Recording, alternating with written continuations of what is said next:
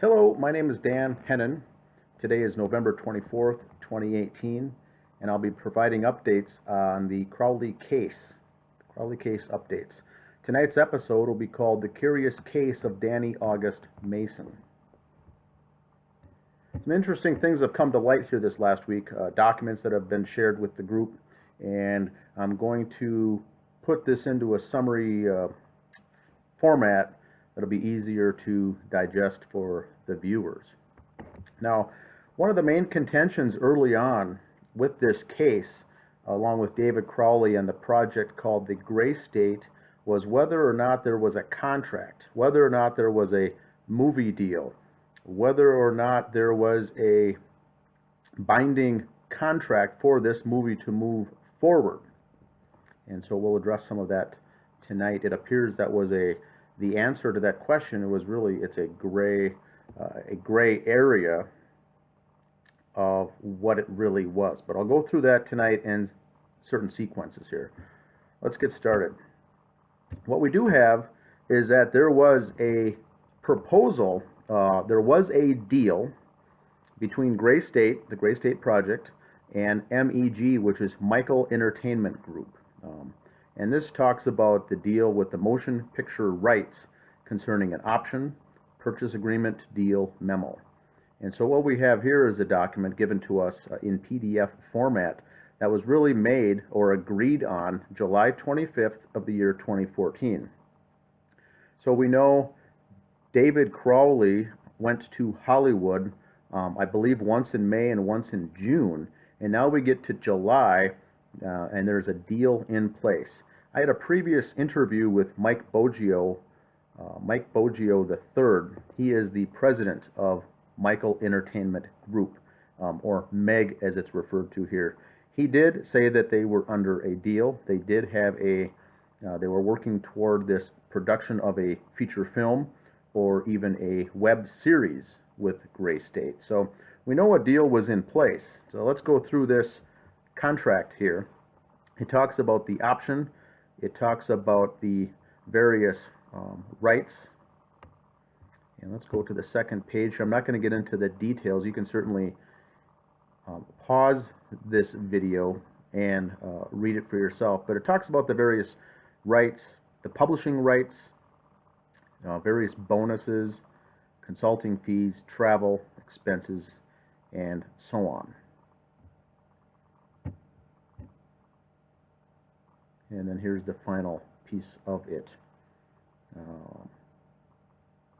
Basically, the contract here is between MEG, M-E-G, and David Crowley for Gray State.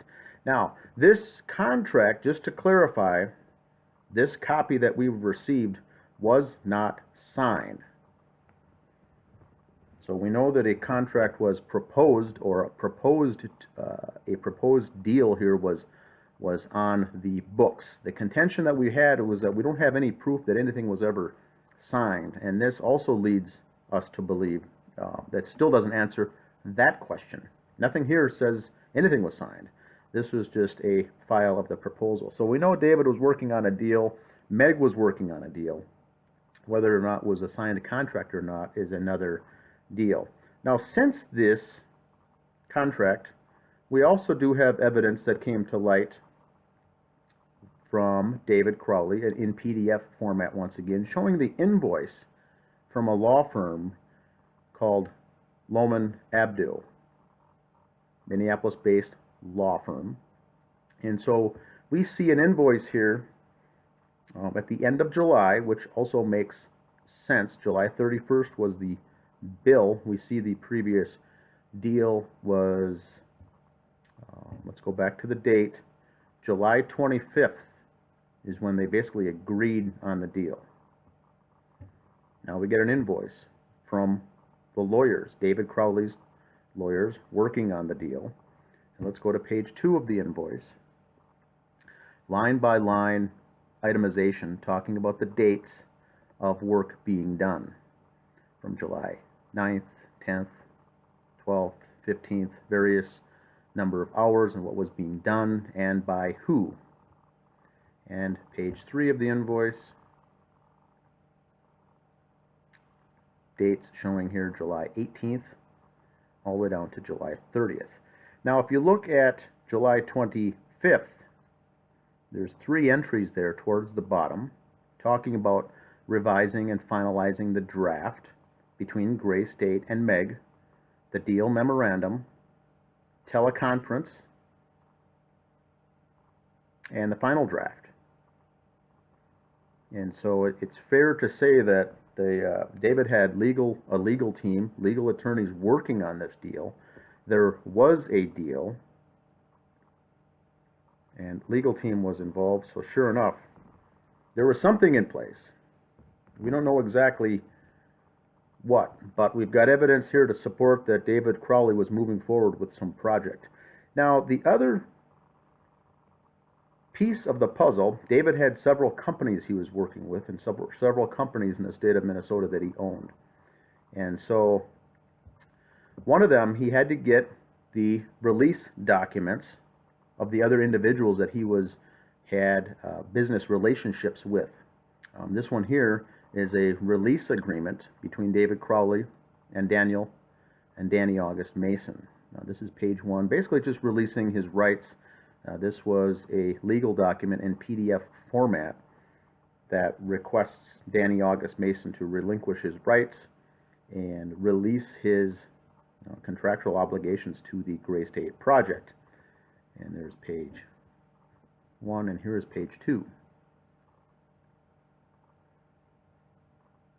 And so we see that the location here for the date and signature between David Crowley and Danny Mason. Now, the effective date is quite interesting here, and it's important.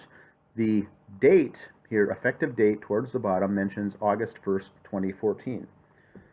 So his legal team writes up a release document as of August 1st to release Danny August Mason from any projects, because we know on July 25th, David has an agreement of some sort moving forward with MEG, and in fact, Lommen Abdo was performing the legal work on that. The second one here is a release and waiver form also, and this relates to, if you look at the bottom, his business associate, Mitch Heil. And Mitch was involved in Hothead Productions, Gray State LLC, and in highlighted there is a company called the Bullet Exchange. And so it looks like 2 release forms were sent out by David Crowley, asking these 2 individuals to sign their paperwork, signature, date, send it back, and they can turn it back to the lawyers, and they would have their rights relinquished here. Now, we know Mitch Heil relinquished his rights and sent it back. This copy does not show him his signature or date on this, but we know that they did finish this off sometime in the month of August, close the books, because there's the evidence of the garage sale David Crowley had at his Ramsdale Drive address in Apple Valley, selling off the excess equipment from the Bullet Exchange. So he had the garage sale and consolidated, or closed out of that business and shut down the Bullet Exchange. And then by releasing the rights here for Mitch Heil on Hothead Productions and Gray State, left only David Crowley to be in charge of Hothead Productions as the sole ownership of that. And then it was David Crowley for Gray State and Danny August Mason for Gray State LLC were the only 2 left. So Mitch Heil signed off. He did it to save the friendship and shut the business down, and to save the relationship. He'd known him from high school. So what we get next is a response from Danny August Mason back to David Crowley. Nothing happens in August. The effective date was August 1st to send this back. Nothing happened in August. Now we get to the end, toward the end of September, and there's a PDF file here that Danny August Mason writes to David Crowley. It's a little small here, but I'll blow this up. First, Danny says, I understand the agreement refers to Gray State LLC, and then he talks about the difference is between Gray State, the Rise LLC. And he was not aware of this other business, and he wanted to clarify that as far as getting an understanding of what this release form relates to.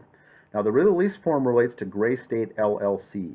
Gray State, this is where some of the other confusion comes in here, and I know we've got a lot of members on the page and in the group, is the Gray State, the Rise, was a separate entity, a separate organization, a company. They actually formed a company for the documentary. Gray State, the Rise, the documentary.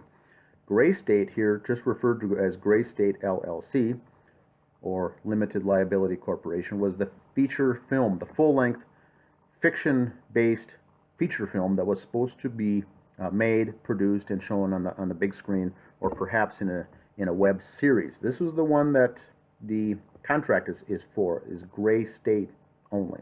And so the first bone of contention here between Danny August Mason is clarifying which company. The second paragraph, before I can sign any sort of release concerning Gray State, I request in exchange that you sign documentation allowing me, quote, complete access and control to Gray State, the Rise LLC. You have stated many times before this project is of no interest to you.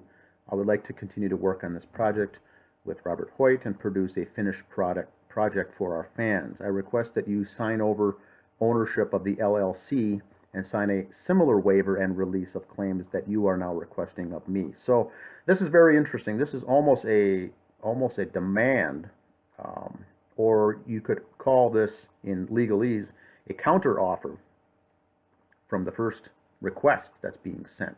A counter offer. Now he's also, he's asking for the Rise, which is the documentary.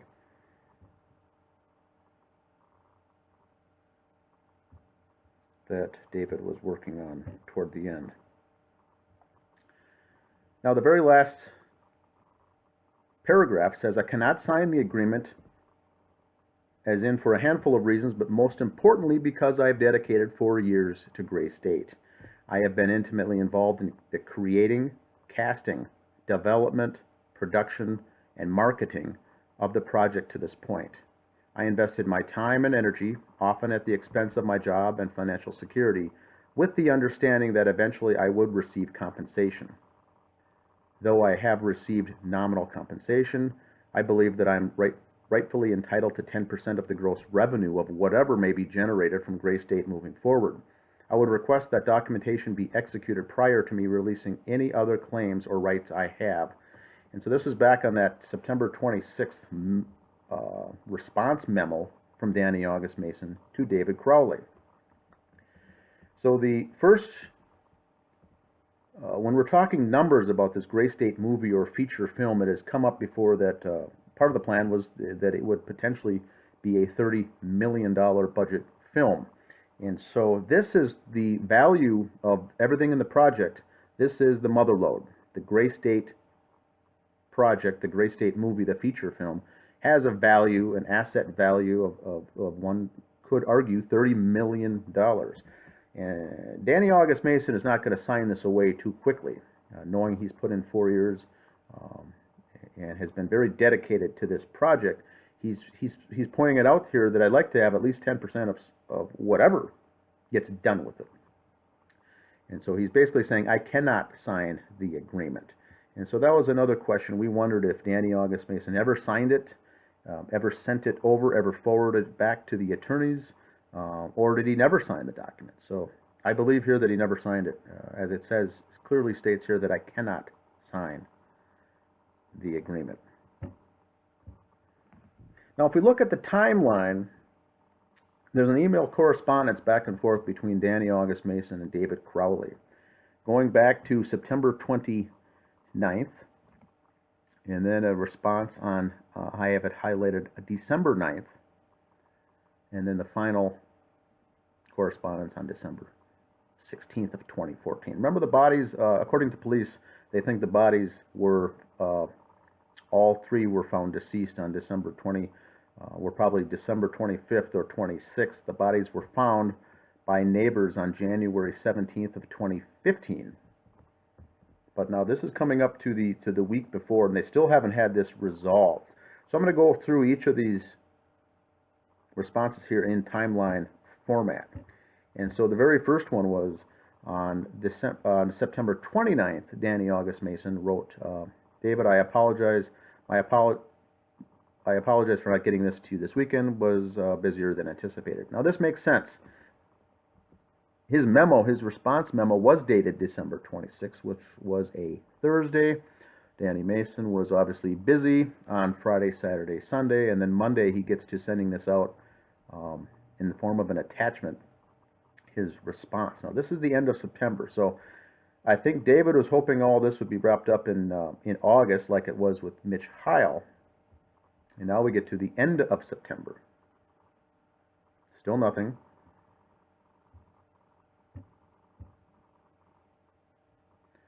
On December 9th, David writes to Danny saying, in deference to your hesitation to sign the Gray State release document, I give you these verbal guarantees. You will have A, full producer credit on the film The Rise, an unpaid position. And that is The Rise. Once again, this is the documentary, which he wanted to move forward with anyway.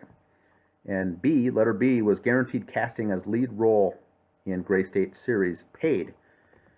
So he's saying this not in legal, but basically giving his word.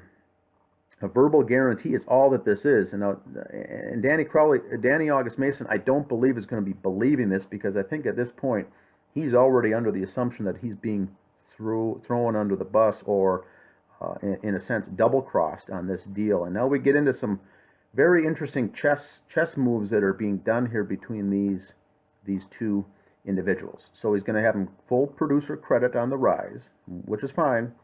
And then, by the way, we're going to move forward with this Gray State series. You can be cast as the lead role, which is a paid position. But he still says, I'd like to have this done. I'd like to have the release finished. You'll have every opportunity to continue to collaborate, he says, writing and producing episodes and retaining your cherished position as a co-creator of the original concept in the public eye, but I'll not be able to sign you on to any contracted roles until I have your signed release document. I would like to have it by December 16th, after which we would be free to discuss a future with Gray State that's more respectful to your talents as a paid professional. Now this is a kind of this is the shot across the bow here, letting him know that he means business. He gives a deadline, a hard deadline of December 16th. And also says that if it's not back by then, the most you'll ever be as a paid professional, or in a role as an actor only. And so Danny August Mason puts 4 years of his time into this. Always has said he wanted to be the co-creator of the original concept. But until he signs this, he's not going to be anything. So this is December 9th at 4:50 p.m. David sends this to Danny August Mason. Now, if we remember the date, December 9th, is very important. I have a post on Facebook that David Crowley writes. Keep in mind now, this is the same date. And I believe this is another chess move in this high-stakes game of essentially life or death. David writes, can you believe it? The Rise is almost done. I'm serious. She's coming out to be quite the looker. Can't wait to show you all, but I have to comb her hair for a few more weeks. Remember, this is The Rise now. Nothing to do with Gray State, the project, or the feature film, or the web series. This is The Rise, the documentary. Anyway, here's the important point. I'm quite serious about giving this film away. I've come to abhor the AJ, which is Alex Jones' model of peddling DVDs as truth and cashing in on suckers. I have given this film years of my time, and I'm delighted for the opportunity to burn it down by giving it away. Hope you all share in the feeling. And so this is December 9th. Because Danny August Mason has not released and signed the release document, the entire Gray State project, the feature film with Meg, or the web series, whatever it was, is on hold, and it's essentially tabled. The entire project is tabled. There's nothing they can do. They're in a holding pattern until they get this release document Danny August Mason is refusing to sign it, so there's nothing more David can do. Now, David's spending his time, because he can't do anything on the project, by working on the final finishing touches of the documentary called The Rise. Now, he knows on December 9th when he sends this message out on Facebook, and remember, this is the Facebook post that gets deleted after the bodies are found. In the month of February 2015, this post off David Crowley's personal Facebook wall is surprisingly deleted by someone, and so he's really threatening here to give it away. Now, The Rise is a business. It's a documentary to be. The plan was to sell it, to sell the documentary, TV, Netflix, cable, what have you. Now, he's talking about giving it away, which means no one's going to make any money on it. And this was, I think, done the same time to looking for a response to see what would it take to for Danny August Mason, knowing he's serious. He's serious about giving it away and giving him the deadline of the 16th. Now we move on to the 16th. Remember in the previous post, I'd like to have your release signed document here at the bottom in yellow. I would like to have it by December 16th. And so now we get to the 16th. No response, no signed document. And we get an email on December 16th from Danny Mason, knowing it's the deadline. A nice, friendly email saying, buddy, please give me a call about moving forward before I sign the release form.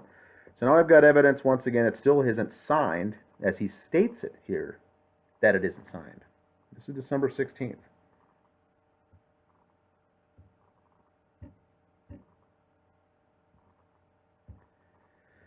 So it gets to be very interesting here. We know that nothing ever comes of it. This is the last communication, I believe, between these two.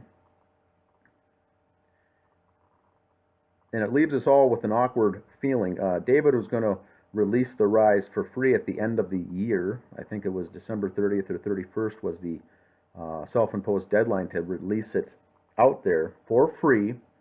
And then that was going to be used as promotional material to garner interest and more fan interest for when this web series or movie comes out. So he wanted to get it out there. On Christmas, he wrote The Rise, I think 5-day countdown to Christmas, and that was to get that out. So these guys are still having their email correspondence back and forth as late as the 16th of December. Now, when we go to the police investigation into this case, I pulled up the interview with Daniel August Mason done with Officer Tommy Booth from the Apple Valley Police Department.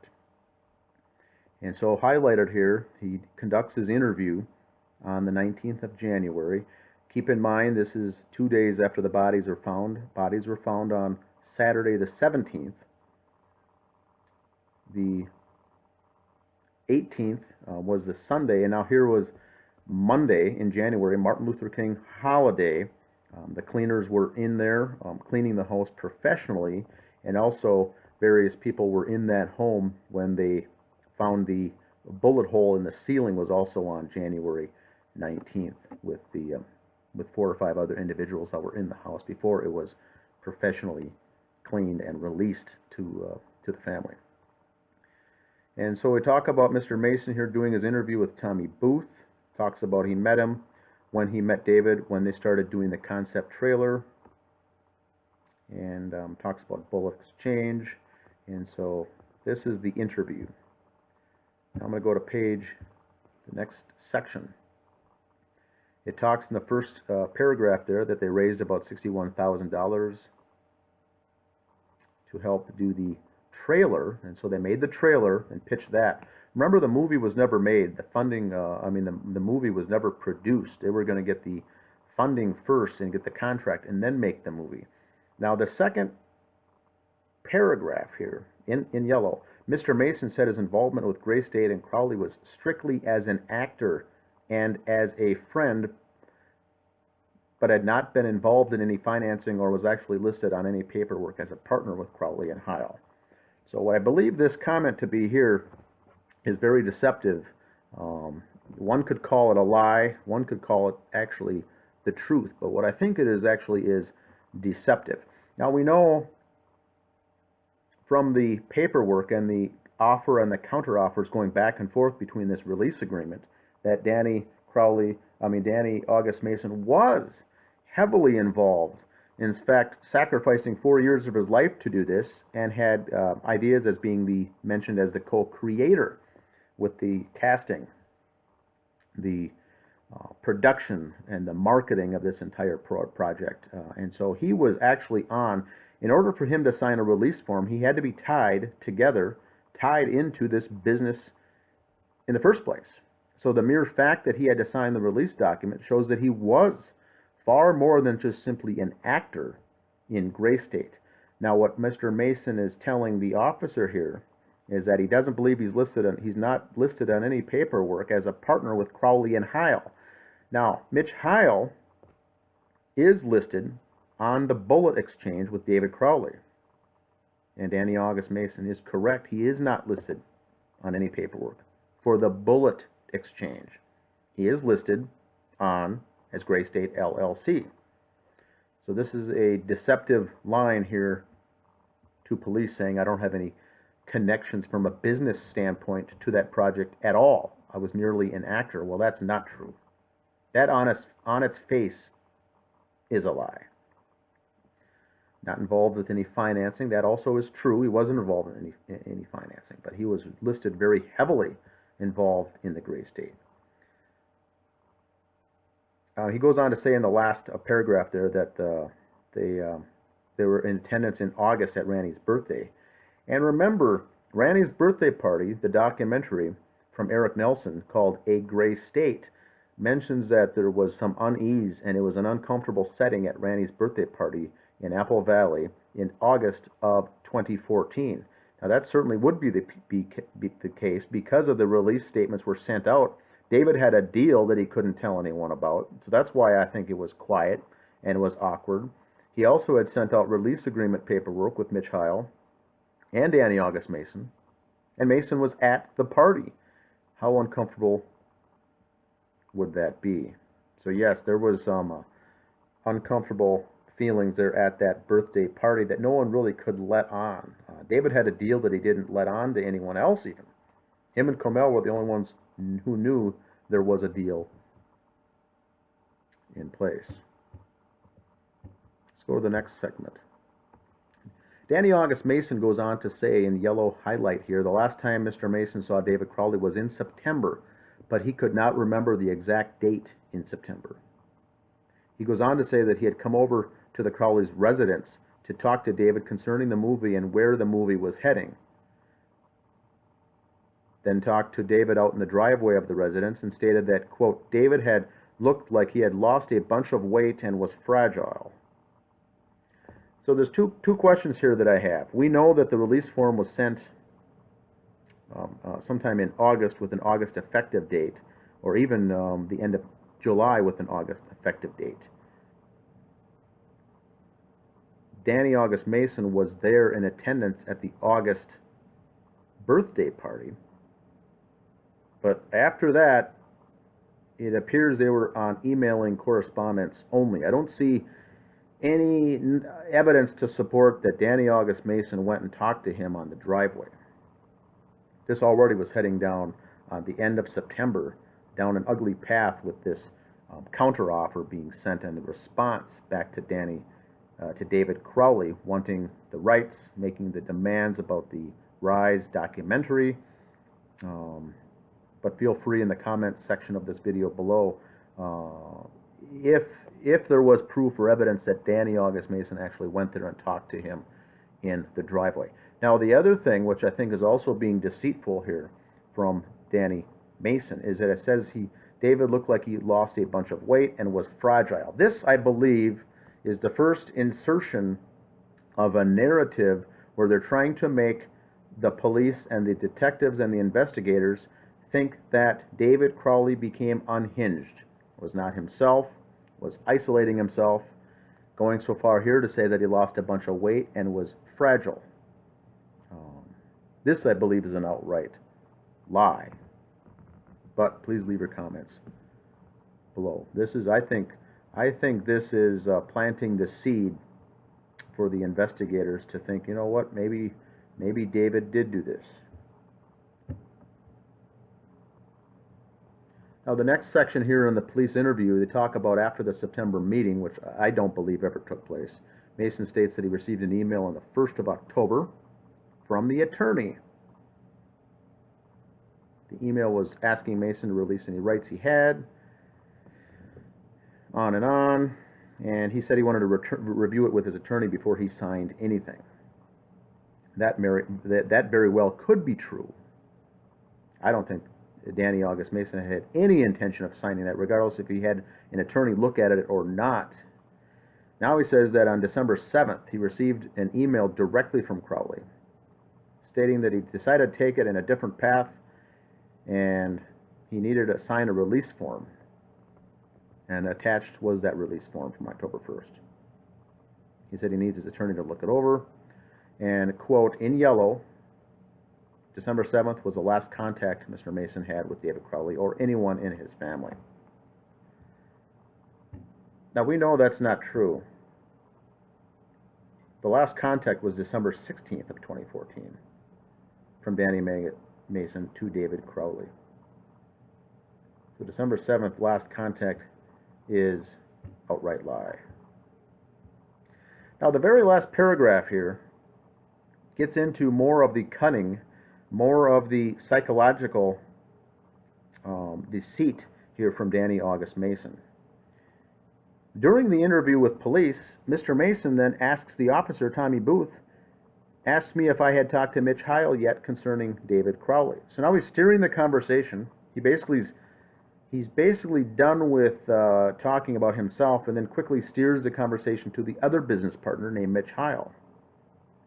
I advised him that I had not, and Mr. Mason was kind enough to give me his phone number so that he can contact him. He says he believed that they dissolved their partnership and ended on good terms. That's true, and that happened in September, October of 2014. That also is true. I think that was either August or even September.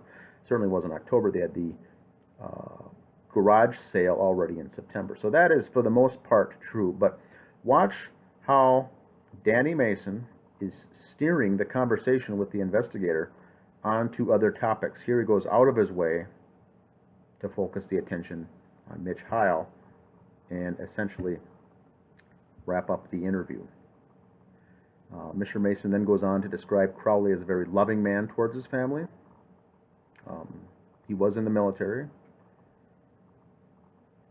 didn't know what belief system he had, and goes out of his way to leave the door open for any further contacts by telling him he could contact him with any further questions.